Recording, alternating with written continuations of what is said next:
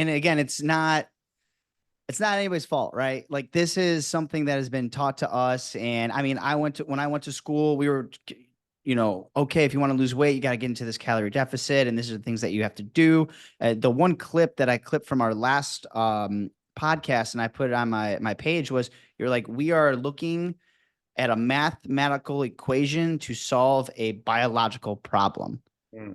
And I love that. I mean, it's this is setting the stage for you're getting people that they may have been following exactly what you're doing. They're still not getting the results. So what did you kind of find out was kind of moving the dial a little bit better?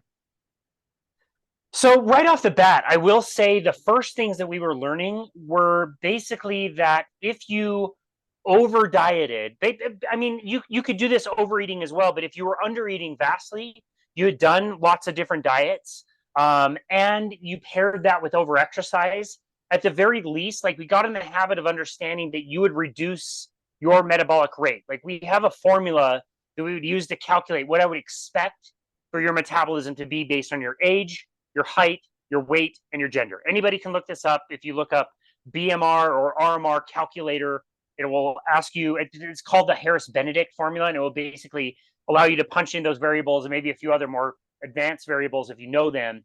And basically it will give you an expected value for how many calories you should be burning at rest. And we knew that if you manipulated the calories, you could manipulate your own metabolism. I said you could do it whether you're overeating as well. We did notice that if you overate, these people might be pretty big, but they also seem to have a high caloric burn. Their body is using some of that fuel, and it is ramping up the metabolism and burning more calories. The flip side, again, if somebody was not eating very much, they were doing chronic dieting, they were over exercising, and usually a combination of the two, we might find that that person's metabolic rate may be 300 calories, 500 calories, 800 calories less than whatever the expected value is. Another really good example of this is what would have happened to our good mutual friend Adrian. So Adrian did the Biggest Loser contestant, and this was studied in 2016, where they took former Biggest Loser contestants, and they not only showed how much weight they regained after they stopped the contest, which was quite a bit, but also they did measurements like I'm describing, where they tested how many calories these people were burning. And even though they'd gained a great majority of the weight back, their metabolisms were far lower than what they should have been, even 6 years after getting booted from the contest, which is exactly what happened to Adrian, which found that that is not the sustainable way to go. I did the same thing. I measured somebody who had just gotten kicked off of the Biggest Loser. This is back in 2010, 2011. And I remember, she had just been in whatever hell camp these guys do to these people. She described the workouts are 6 hours a day. You're on a very tight 1,200 calorie a day budget. And sure enough, based on her age, height, weight, and gender, we expected her metabolic rate to be about 2,000 calories at rest, and it came back about 1,000. So already she had suppressed her own innate calorie burn by 50%. And so, again, at least in the very beginning, when we weren't manipulating fat and carbohydrates very much, at least we knew that, like, okay, you can't diet. You need to, at the very minimum, try to eat past your resting metabolic rate to make sure you're not crashing your metabolic rate. Now I understand that to be a little bit different than what we did then, but at least in the very beginning, that was something that we determined. I would say later on, something that you will be able to appreciate, a reason why you and I started kind of working together is in 2012, our company was doing some consulting with a guy who was also doing these tests with a different company, but he was coaching endurance athletes, and he was finding that not only could you manipulate things like heart rate zones and your what people call like zone 2 training, or your like best endurance training, not only could you really manipulate that with your training itself, but you can also manipulate it with the diet. And if you started changing the diet, you could change the substrate that somebody would burn. And so as he was describing it, he would say that like his triathlon athletes over the course of a year have different training phases. There's a phase where you push really hard, there's a phase where you recover, there's a phase where you kind of deload and like really like let your fitness fall off a little bit so that you can then start to build it up over the years. And so your training is always changing based on the year, but also based on that is your nutrition can change.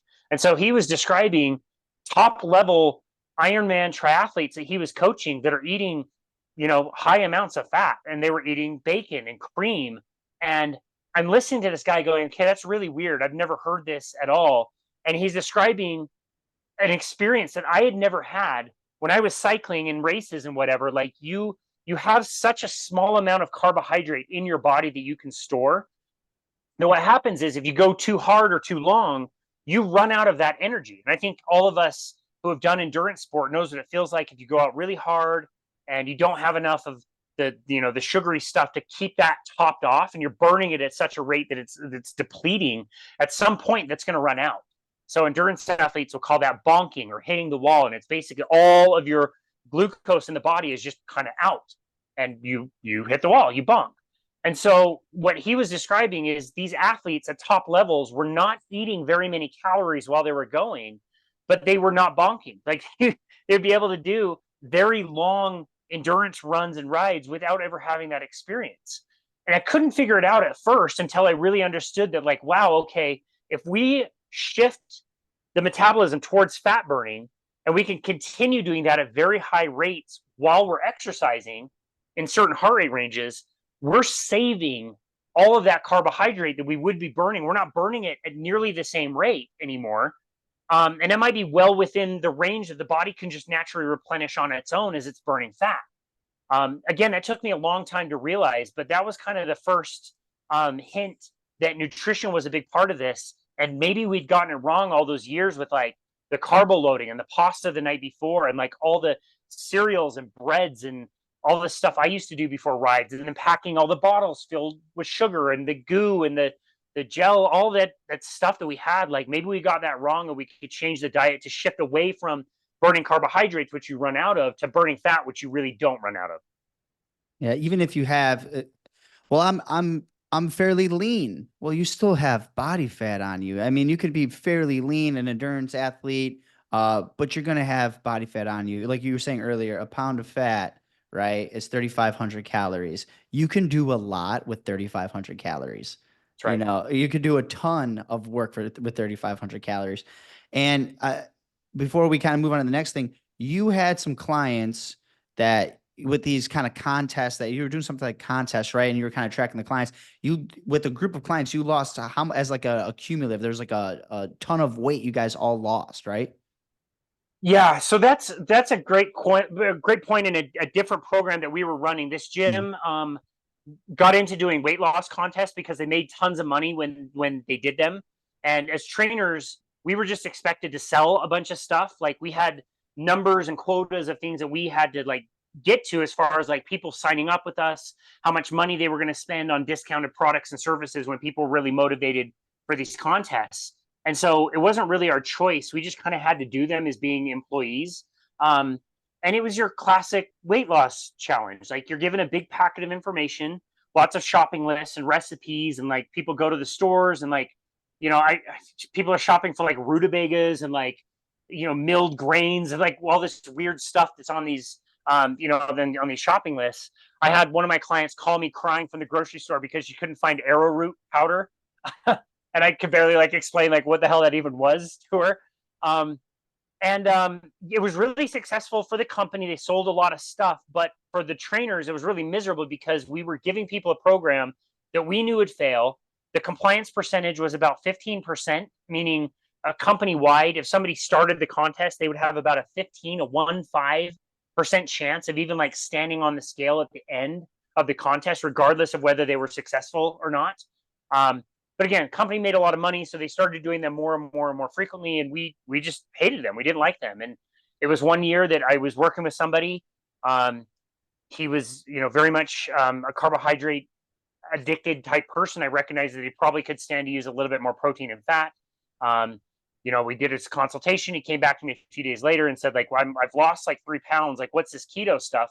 And I remember thinking, like, that's great. I don't know that much about keto, but I know that fat is good for you. We learned that a few years ago. So let me kind of dive in and learn about this. And that's what kind of kicked off this intensity of like learning about low carbohydrate, you know, ketogenic diets and carnivore diets eventually.